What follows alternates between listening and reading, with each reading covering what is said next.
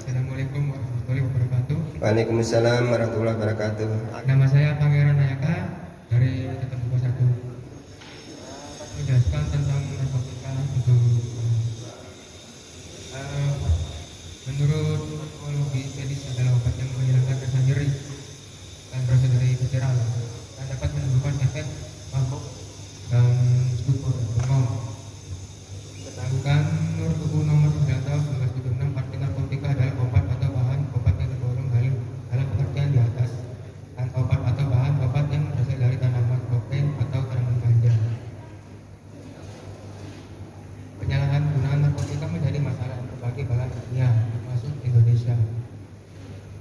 Sebab penyalahgunaan narkotika dapat membahayakan kelangsungan hidup manusia, bangsa, dan negara.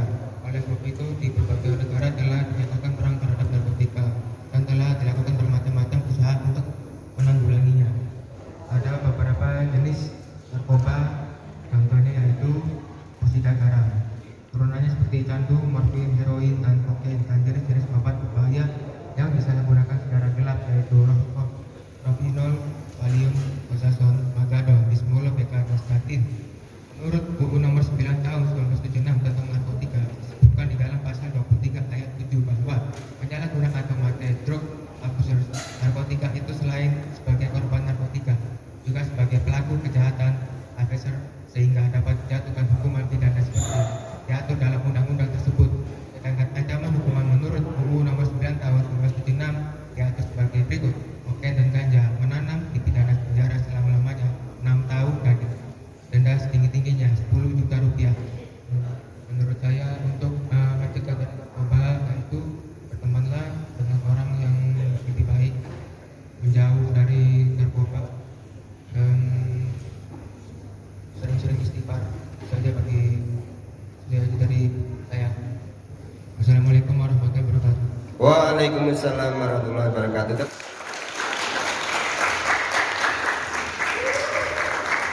Lanjut.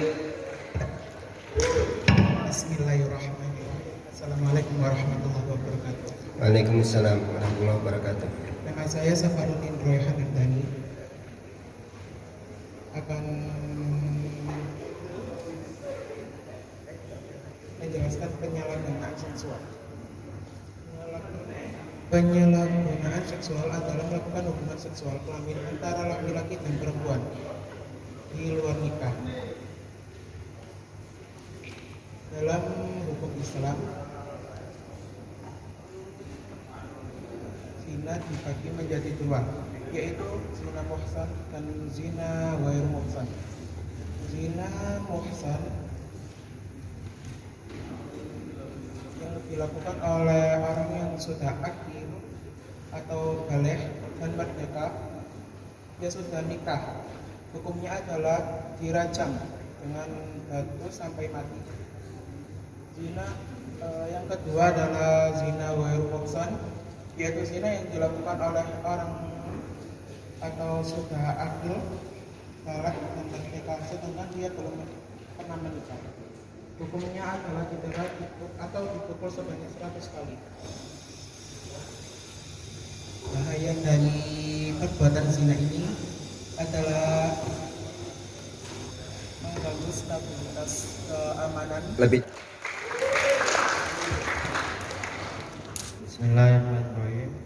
Perkenalkan, nama saya Afan Biasa dari kelas 10 Multimedia 2.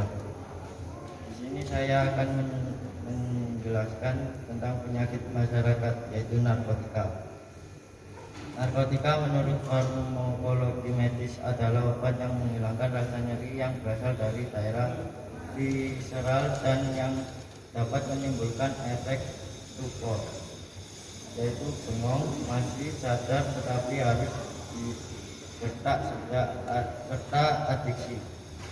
Untuk dari saya, untuk menghindari kecanduan narkotika, kita harus mempunyai kesibukan yang bermanfaat agar kita selalu ingat yang baik-baik, bukan yang buruk. Sekian dari saya. Wassalamualaikum warahmatullahi wabarakatuh. Waalaikumsalam warahmatullahi wabarakatuh. Terima kasih.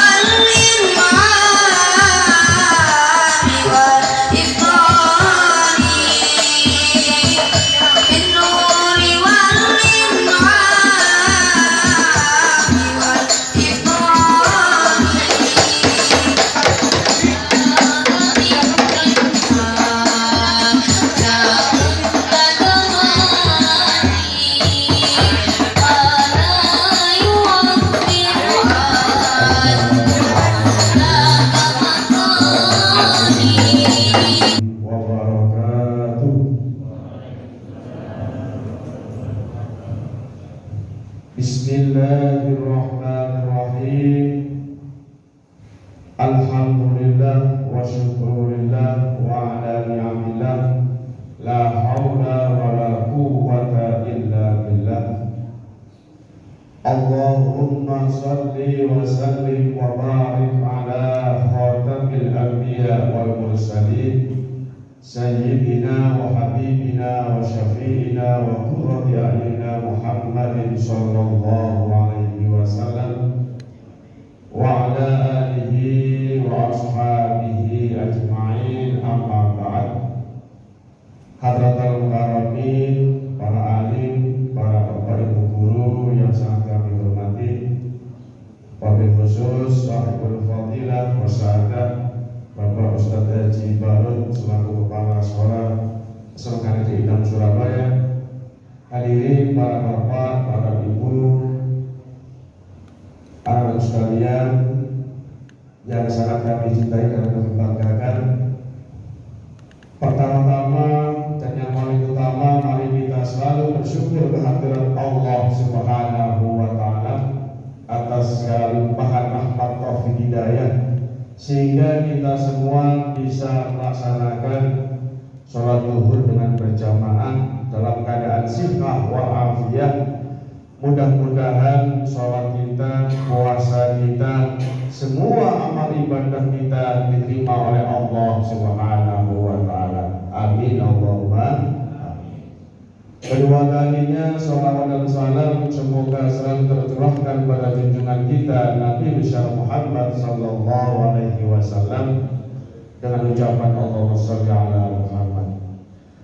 Hadirin para bapak, para ibu rahimahumullah, Allah Subhanahu wa Ta'ala berfirman, fa'alhamaha fujuraha wa taqwaha qad aflaha man zakkaha wa qad khaba man dassaha. Allah memberikan ilham pada jiwa itu kefasikan dan ketakwaan. Oleh karena itu, beruntunglah orang yang selalu mensucikan jiwanya, dan merugilah orang yang selalu mengotori jiwanya. Hadirin bapak-bapak, para ibu rahimahullah, Allah memberikan kepada kita yang pertama kefasikan dan yang kedua ketakwaan. Mengapa kefasikan dijauhkan oleh Allah? Karena berbuat kejahatan itu sangat mudah, tidak perlu berusaha, tidak perlu belajar. Orang itu kalau sudah berbuat jahat, otomatis semuanya bisa. Dan yang kedua, Allah memberikan ketakwaan, kebaikan, akal hati nurani. Karena kita menggunakan hati nurani kita itu bukan mudah. Ada perlu perjuangan, usaha-usaha, sehingga nantinya apabila orang itu selalu mengotori jiwanya, dimasukkan oleh Allah dalam neraka. Dan barang siapa yang selalu mensucikan jiwanya akan dimasukkan oleh Allah dalam surga. Hadirin kaum muslimin rahimahullah, Allah mengatakan dalam Al-Quran itu sungguh beruntung bagi orang yang selalu mensucikan jiwanya. Bagaimana kita cara mensucikan jiwa kita? Tentunya dengan cara sholat, berzikir, puasa, laksanakan apa yang diperintahkan oleh Allah secara istiqomah, maka diri kita semakin lama semakin baik, semakin lama semakin suci. Di antaranya adalah cara untuk mensucikan jiwa kita dengan cara sholat, baik sholat fardu maupun sholat sunnah. Sholat sunnah itu ada dua macam, ada nawafil muqayyad, ada nawafil ghairu muqayyad. Nawafil muqayyad yaitu sunnah yang ada waktunya, seperti sholat qabliyah, ba'diyah, sholat duha, sholat tahajud dan lain sebagainya.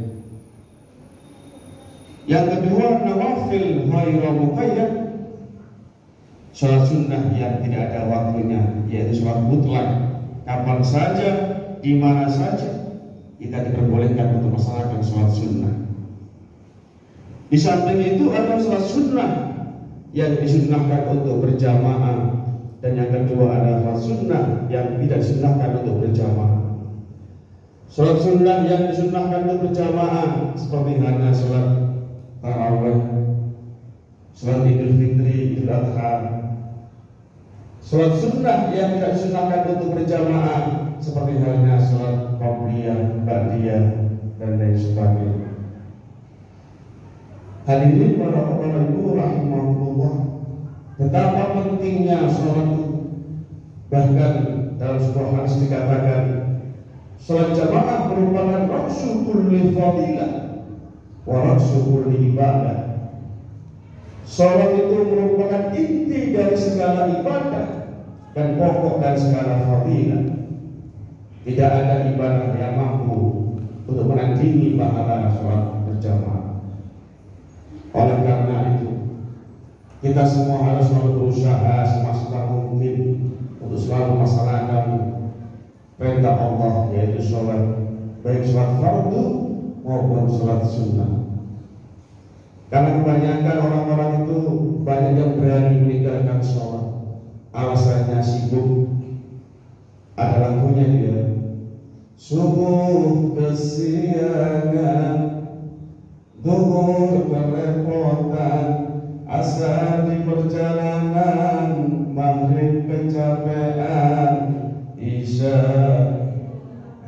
Ya Allah, subuh ini tangine sudah ada kumandang salatu wassalamu alaihi ya imam al-mujahidin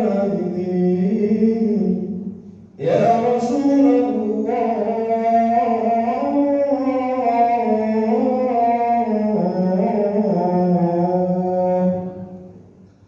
Segera bangun, sholat tahajud, sholat hajat, sholat tasbih, melaksanakan sholat sunnah, memohon kepada Allah. Barang siapa yang bangun malam memohon kepada Allah, pasti akan dikabulkan oleh Allah Subhanahu wa ta'ala. Wa minal laili fatahajjat bihi nafilatan lak asa ayyab'asaka rabbuka maqaman mahmuda. Di sepertiga malam kita disunnahkan untuk melaksanakan sholat sunnah. Kalau kita melakukan, maka kita akan menjadi oleh Allah orang yang mulia, baik di hadapan Allah maupun di hadapan sesama manusia. Allahumma. Itulah di antara cara mensucikan jiwa kita agar supaya kita tergolong orang yang beruntung, orang yang sukses baik di dunia maupun di akhirat. Di samping kita melaksanakan sholat, juga kita jangan lupa melaksanakan puasa Ramadan seperti yang kita laksanakan sekarang ini. Apa itu puasa? Puasa itu dalam bahasa Arab disebut as-shaum. As-shaum itu artinya imsak. Imsak itu artinya mencegah, ngempet dari wong Jawa. Ngempet apa? Di samping mencegah atau ngempet makan dan minum, kita harus mampu mencegah dari segala hal yang dilarang oleh Allah Subhanahu wa ta'ala. Mencegah mata kita dari segala kemaksiatan, mencegah mulut kita dari omongan yang kotor, mencegah tangan kita, kaki kita dari melangkah ke arah yang maksiat dan lain sebagainya. Kalau kita lihat di kitab Taqwaul Akhbar, Nabi Adam alaihissalam ketika diciptakan oleh Allah dari tanah-tanah yang sangat suci dan mulia. Mbah kita Nabi Adam itu diciptakan oleh Allah dari tanah-tanah pilihan. Kepalanya diambilkan dari tanah Ka'bah sehingga selalu sedang untuk beribadah pada Allah Subhanahu wa ta'ala. Oleh karena itu, kita harus mencontoh para nabi, para rasul, para aulia, para syuhada. kita gunakan segala langkah detik untuk selalu beribadah pada Allah Subhanahu wa Ta'ala. Apalagi dalam bulan Ramadan ini, segala amal ibadah kita akan dilipat gandakan oleh Allah Subhanahu wa Ta'ala. Bahkan dalam kitab Ihya Ulumuddin, orang puasa itu menurut Imam Al-Ghazali ada 3 tingkatan. Yang pertama shaumul am, yang kedua shaumul khas, yang ketiga shaumul khususil khas.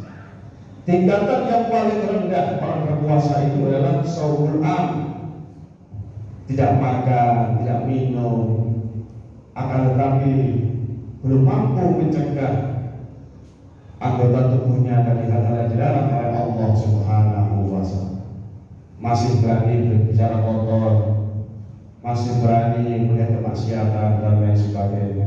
Itulah puasanya orang yang paling tingkatan yang pertama. Agak naik sedikit tingkatan yang sedang, shaumul khas.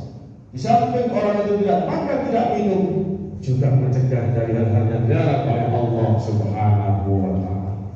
Dan tingkatan yang paling tinggi shaumul khas, yaitu apapun yang dilakukan tidak mengharap pahala, tapi hanya mengharap ridha Allah Subhanahu wa Ta'ala.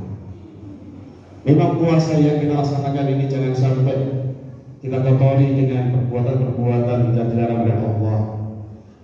Baginda Rasulullah bersabda, "Kam min sha'imin laisa lahu min siyamihi illa al-ju' wal 'aths." Banyak orang berpuasa tidak mendapatkan apa-apa kecuali hanya lapar dan dahaga. Oleh karena itu, kita berusaha sungguh-sungguh dalam berpuasa ini agar supaya kita mampu menggapai derajat muttaqin, orang yang bertakwa pada Allah Subhanahu wa Ta'ala. Bagaimanakah ciri-ciri orang bertakwa itu? Para ulama berpendapat, ciri-ciri orang yang bertakwa apabila orang itu bisa melaksanakan huruf di lafaz takwa. Takwa itu dari kata tak, yang kedua qaf, yang ketiga wawu, dan yang keempat ya. Apabila orang itu bisa melaksanakan huruf itu, maka orang itu termasuk orang bertakwa. Yang pertama tak, yaitu tawadhu. Tawadhu itu artinya angkat asor, merasa dirinya paling jelek, paling banyak berbuat dosa, tidak merasa sok alim, sok pinter, sok kaya. Kalau sampai orang itu merasa paling tinggi, paling kaya, paling pinter, kata sombong. Orang yang sombong tidak akan masuk dalam surganya Allah Subhanahu wa Ta'ala. Yang kedua, di samping orang itu bisa melaksanakan tawadhu, yang kedua adalah qaf. Apa qaf itu? Qanaah. Selalu menerima apa yang diberikan oleh Allah Subhanahu wa Ta'ala.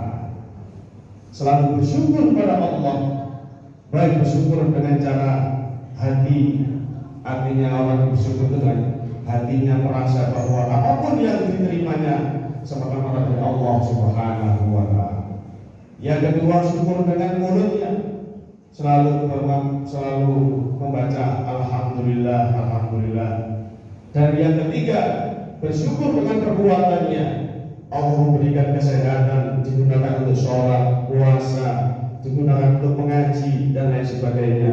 Itu berarti bersyukur dalam perbuatan.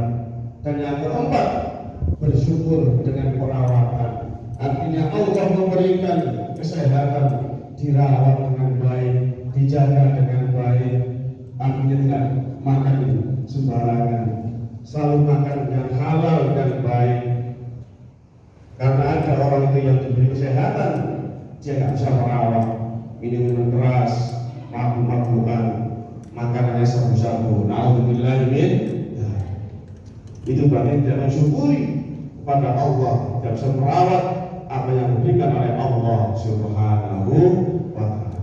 Mudah-mudahan Allah selalu melimpahkan rahmat dan hidayah kepada kita semua, sehingga kita mampu mengisi setiap detik, setiap langkah dengan penuh keimanan, ketakwaan, penuh ibadah, dan ibadah mahdoh maupun ibadah kali mahdoh, dan nantinya kita menggapai kehidupan yang bahagia sejahtera selama fid dunya wal akhirah.